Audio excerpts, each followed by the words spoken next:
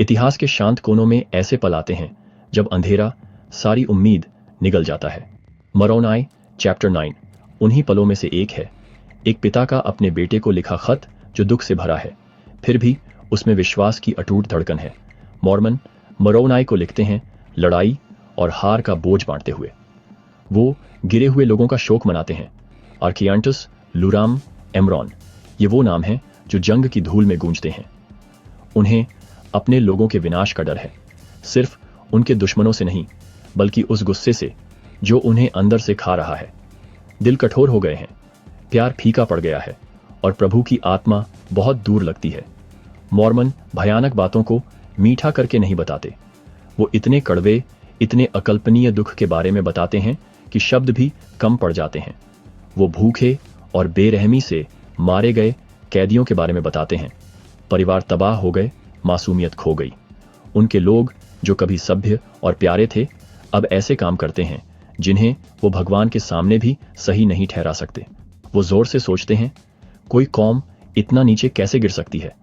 जब न्याय इतना करीब महसूस हो तो कोई दया की उम्मीद कैसे कर सकता है? फिर भी इस सारी गड़बड़ के बीच में मॉर्मन मोरोनाई से गुजारिश करते हैं, चलो हार न माने।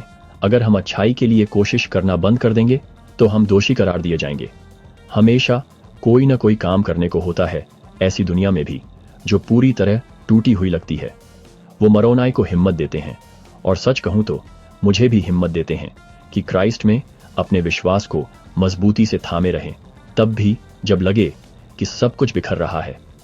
मॉर्मन के शब्द सदियों तक गूंजते हैं, मेरे बेटे, क्राइस्ट में वफादार रहना, दिल टूटने को तुम्हें बर्बाद न करने देना, क्राइस्ट को तुम्हें ऊपर उठाने देना, उनकी कृपा, उनके दुख, उनकी महिमा को याद रखना। भले ही चारों ओर अंधेरा हो, रोशनी फिर भी आ सकती है। भले ही दूसरे उम्मीद खो दें, तुम भगवान पर भरोसा करना और जो अच्छा है उसे थामे रखना चुन सकते हो। मैं मोरोनाई के बारे में सोचता हूं, इन शब्दों को पढ़ते हुए खंडहरों के बीच अकेले खड़े, फिर भी सच में अकेले नहीं, क्योंकि विश्वास चाहे छोटी सी लौ में ही क्यों ना हो, किसी भी तूफान से ज्यादा टिक सकता है। मॉर्मन का खत एक याद दिलाता है कि हमारी मुश्किलें चाहे कितनी भी भारी हों, हमें परिभाषित नहीं करती।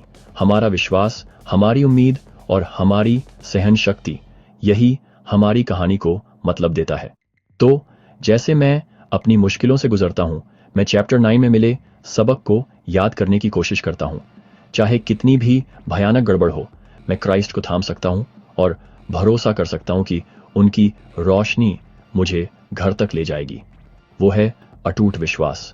वो मोरोनाई और उनके पिता मॉर्मन की विरासत है और ये मेरी भी हो सकती है।